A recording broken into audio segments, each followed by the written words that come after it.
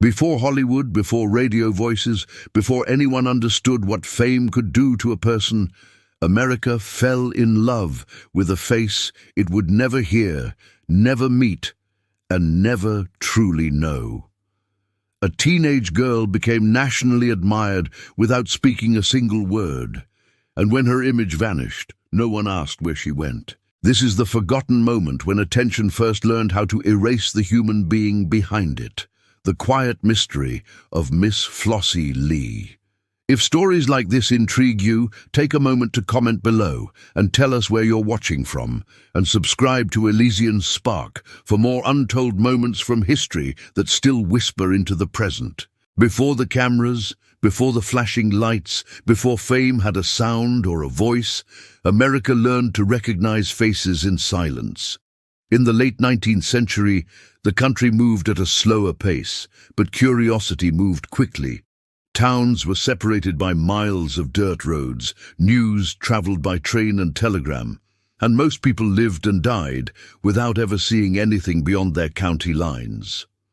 Entertainment was local, private, and limited. There were no movie stars, no radio voices drifting through the living room, no television screens glowing in the dark. Yet the desire to look, to admire, to imagine another life already existed. People wanted stories, they wanted beauty, they wanted something beyond the sameness of daily labor, candlelit evenings, and predictable seasons. Into that quiet hunger stepped a single photograph, small enough to hold in the palm of a hand, powerful enough to travel the entire country. Photography in the 1890s was no longer a miracle reserved for the wealthy. Studio portraits had become affordable, reproducible, and collectible. Cabinet cards and carte de visite were exchanged the way postcards would be decades later. Families displayed them proudly on parlor shelves. Strangers collected them simply because they were curious. A face could now leave its hometown and arrive in places it had never seen. A girl from a quiet life could suddenly be known by people she would never meet. This was a new kind of presence, one that did not require movement, speech, or explanation. A still image was enough, and Americans, unused to such access, filled the silence with imagination. It was during this moment, when images began to travel faster than people, that a name started appearing across the country. Not shouted, not announced, just printed softly beneath a portrait. Miss Flossie Lee. There was nothing sensational attached to her at first. No scandal, no performance, no claim to greatness. Just a photograph of a young girl, with composed posture, careful clothing, and a gaze that seemed older than her years. She looked respectable, approachable, and somehow distant all at once. The kind of face that invited interpretation. The kind of image that allowed viewers to project whatever they wished onto her expression. Americans did exactly that. Copies of her image circulated quietly through mail-order promotions, novelty catalogs, and printed inserts. People encountered her unexpectedly, tucked between advertisements or included with purchases. There was no explanation of who she was or why her photograph mattered, and yet people kept her. They pinned her image to walls, stored her card in drawers, showed her to friends. In homes where days passed in routine, Miss Flossie Lee became a small interruption, a reminder that somewhere else, another life existed. She became familiar without being known, recognizable without being present. What made her different was not beauty alone, though many commented on it. It was the absence of information. There was no biography to correct assumptions, no interviews to shape public understanding, no voice to define her personality. Every viewer created their own version of her. To some, she was innocent and pure, a symbol of youthful grace. To others, she represented modernity, the changing role of women, or a quiet rebellion against ordinary life. She was admired by men, envied by women, and accepted by families without question. All of it happened without her participation. Her image moved, multiplied, and gathered meaning while she remained still. This was fame before fame had rules, a national fascination forming without intention, structure, or control. No one asked whether she wanted to be seen. No one considered where she came from, or what would happen when attention faded. The country simply looked, and in looking, turned a single photograph into a shared experience. Miss Flossie Lee became something rare for her time, a person known everywhere and nowhere at once. And in that strange silence between image and identity, America unknowingly created its first modern idol. As her image continued to circulate, something unusual began to happen. People did not merely glance at Miss Flossie Lee and move on. They lingered. They kept her photograph long after the paper it arrived with had been discarded. In an era when faces were mostly limited to family and neighbors, hers became strangely familiar. She appeared in homes hundreds, sometimes thousands, of miles apart, quietly observing parlors she had never entered. And with familiarity came attachment. Americans began to feel that they knew her, even though they could not have explained why. Letters started to arrive at the businesses that distributed her image. Some were polite inquiries, asking who she was or where she lived. Others were deeply personal, written as though she were already a part of the writer's life. Men addressed her with tenderness, admiration, and sometimes devotion. Women wrote with curiosity, praise, or a desire to imitate her appearance. Families asked if more photographs were available. The language of these letters revealed something new and unsettling.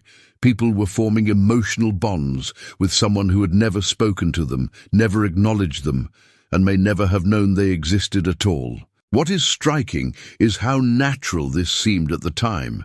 There was no widespread concern, no sense that this fascination crossed a boundary. The culture had not yet learned to question fame because it had never experienced it on this scale. Miss Flossie Lee was not considered a public figure in the modern sense. She was treated more like a pleasant mystery, a charming presence drifting through everyday life. Her image was discussed casually, shared without urgency, admired without guilt. No one rushed to uncover her identity. In fact, the lack of answers only made her more compelling. As demand grew, more copies of her photograph were printed. Each reproduction softened the original moment, distancing it further from the girl herself. Over time, the image became less about a real person and more about what she represented. She stood for youth, at a time when youth was rarely celebrated. She stood for individuality in a culture still bound tightly to tradition. And perhaps most importantly, she stood for possibility. To many viewers, Miss Flossie Lee embodied the idea that an ordinary life could somehow be seen, noticed, and remembered beyond its small surroundings. Yet beneath this fascination lay a quiet imbalance. Miss Flossie Lee had no control over how she was perceived. She could not respond to the letters written in her name. She could not correct false assumptions or withdraw from attention. Every admirer created their own version of her, layering fantasy over fact until the original girl, whoever she was, became almost irrelevant. The image lived a life of its own, detached from the human being who had once stood in front of a camera, holding still, unaware of what would follow. This was the moment when admiration crossed into something deeper. Miss Flossie Lee was no longer just a photograph passed from hand to hand. She had become a presence, a silent figure woven into the private thoughts of strangers. And without realizing it, America was rehearsing a pattern that would repeat itself for generations. The elevation of an image above a person and the quiet erasure that follows when the image finally begins to fade. By the mid-1890s, Miss Flossie Lee was no longer simply circulating. She was being waited for. People expected her image the way later generations would anticipate a magazine issue or a radio broadcast. When a new photograph appeared, it felt like a continuation of a story that had never been formally told. And when no new image arrived, the absence itself became noticeable. In a culture unaccustomed to following strangers, This quiet anticipation marked a shift. Miss Flossie Lee had crossed an invisible line. She was no longer a curiosity. She was a figure of interest whose continued existence felt assumed, almost owed. What makes this period so unsettling is how little effort was required to create that expectation. There were no performances, no appearances, no statements. Her entire public presence consisted of stillness, a composed posture, a carefully chosen dress, a face that suggested thought but revealed nothing. Viewers filled that emptiness instinctively. Some imagined her as gentle and refined, others as spirited and modern. To many she seemed intelligent, perhaps educated, perhaps destined for something greater than the life most young women of the time were allowed to imagine. She became a symbol not of who she was, but of who people wanted her to be. This projection did not remain abstract. It shaped behavior. Men wrote repeatedly, growing bolder with familiarity. They spoke of futures that included her, of shared lives built entirely on a photograph. Women compared themselves to her image, adjusting hairstyles, posture, clothing, searching for whatever quality made Miss Flossie Lee so captivating. Parents allowed her likeness to remain in family spaces, treating her as harmless, respectable, even aspirational. No one seemed troubled by the fact that she had never consented to any of it. In a time before public images were understood as power, ownership of a face felt communal, and yet, behind the image, there was silence. No record of public engagement, no acknowledgement of admiration, no confirmation that Miss Flossie Lee even knew she was admired. This silence made her seem almost unreal, like a figure cut from paper rather than a living person. The fewer details available, the easier it became to forget that she had a private life, with days that passed unnoticed, choices that had nothing to do with the strangers studying her face. The photograph had outgrown its subject. At some point, the image began to feel timeless. It did not age. It did not change expression. It did not respond to the world shifting around it. While cities modernized and society edged closer to a new century, Miss Flossie Lee remained frozen, eternally young, eternally composed. This permanence gave her an authority she had never sought. She was not affected by gossip, scandal, or decline. She simply existed, unchanged, while viewers grew older around her. It was here that the transformation was complete. Miss Flossie Lee was no longer connected to a moment or a place. She had become an idea, an early version of celebrity stripped of voice and agency, a reminder that attention does not require permission and admiration does not guarantee understanding. The country had learned how to elevate someone without knowing them, and how easily a real person could disappear beneath the weight of a perfect, silent image. Then, without announcement or explanation, Miss Flossie Lee stopped appearing. There was no final photograph, no farewell image, no printed notice to mark the end of her quiet presence. One day, the catalogues arrived without her face. The inserts that once carried her likeness no longer did. The flow of images that had felt so steady simply ended. For many, the absence was subtle at first, easy to dismiss as delay or oversight. But as weeks turned into months, it became clear that something had changed. Miss Flossie Lee, who had never truly arrived, had now disappeared. What followed was not panic or public outcry, but confusion, softened by distance. There was no central place to ask questions, no authority responsible for explaining her absence. The businesses that once distributed her image offered no answers, perhaps because they had none to give, or perhaps because the question itself felt unimportant to them. To the machinery of printing and promotion, she had always been a product, not a person. When demand faded or circumstances shifted, the image was simply replaced, as quietly as it had been introduced. For those who had written letters, the silence deepened. Messages went unanswered, hopes of reply dissolved into uncertainty. Some assumed she had married and retreated into private life, as so many women did.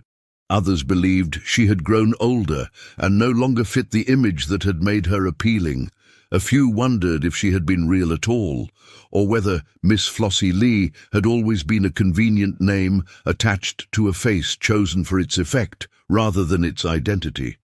With no confirmation either way, speculation filled the gap where truth should have been. Time moved forward, indifferent to the mystery. New faces appeared in print, new curiosities replaced old ones. America entered a new century, carrying with it faster communication, louder entertainment, and a growing appetite for spectacle. In that rush, Miss Flossie Lee became a memory without a conclusion. Her photograph remained in drawers and albums, but its meaning shifted. What once felt current now felt oddly detached, like a fragment from a story missing its ending. And yet, the disappearance revealed something important. Miss Flossie Lee had never belonged to the public in the way people believed. The fascination had existed entirely on one side. When the image vanished, there was no reciprocal loss, no shared acknowledgement. The girl behind the photograph, whoever she was, continued her life unseen, unrecorded, untouched by the admiration that had briefly surrounded her image. The public, meanwhile, was left with only the realization that they had invested emotion into something that could vanish without consequence. This quiet ending is what makes her story linger. There was no scandal to explain her absence, no tragedy to memorialize her, no success story to celebrate, just a gradual erasure. Miss Flossie Lee did not fall from fame. She slipped out of it, unnoticed. And in that silence, America encountered an uncomfortable truth for the first time, that attention is temporary, images are disposable, and the people behind them are often forgotten long before their faces fade from view. What remains, more than a century later, is not certainty but reflection. Miss Flossie Lee left behind no confirmed biography, no recorded voice, no personal account to anchor her story, in fact. All that survives is the trace of attention she once received and the silence that followed it. And in that gap between admiration and disappearance, her story becomes less about who she was and more about what society was becoming. She emerged at the precise moment when images began to move freely, when recognition no longer required proximity, and when a face could be known by many while understood by none. Looking back, it is difficult not to see Miss Flossie Lee as a warning written in advance. Long before movie studios, record labels, or social media platforms, she demonstrated how easily a person could be transformed into an object of fascination and how quickly that fascination could evaporate. She was celebrated without consent, interpreted without context, and ultimately discarded without explanation. The mechanisms were simple, almost innocent by modern standards, yet the outcome feels familiar. An image rose, was consumed, and then quietly replaced. Her story also forces a reconsideration of memory itself. History often preserves names tied to power, achievement, or catastrophe. Miss Flossie Lee fits none of those categories. She was not famous for what she did, only for how she appeared. When that appearance lost its novelty, history found no reason to keep her. And yet, that very absence is what makes her significant. She represents countless individuals whose lives brushed briefly against public attention and then vanished, leaving no official record behind. Perhaps the most unsettling aspect of her story is how complete the separation became between the image and the person. Somewhere, a young girl grew older, built a life, experienced joy and disappointment, and eventually passed into obscurity like most people of her time. None of that mattered to the audience who once admired her. Their version of Miss Flossie Lee remained forever young, frozen in a moment that no longer belonged to her. The real woman was allowed to disappear because the image was all anyone had ever wanted. In the end, Miss Flossie Lee was not America's first celebrity in the modern sense, but she was something more revealing. She was evidence of a shift in how people relate to strangers, how admiration can exist without knowledge, and how easily a human being can be reduced to a symbol. Her story closes not with an answer, but with a question that still lingers today. When we remember a face, do we remember the person at all, or only the feeling that image once gave us?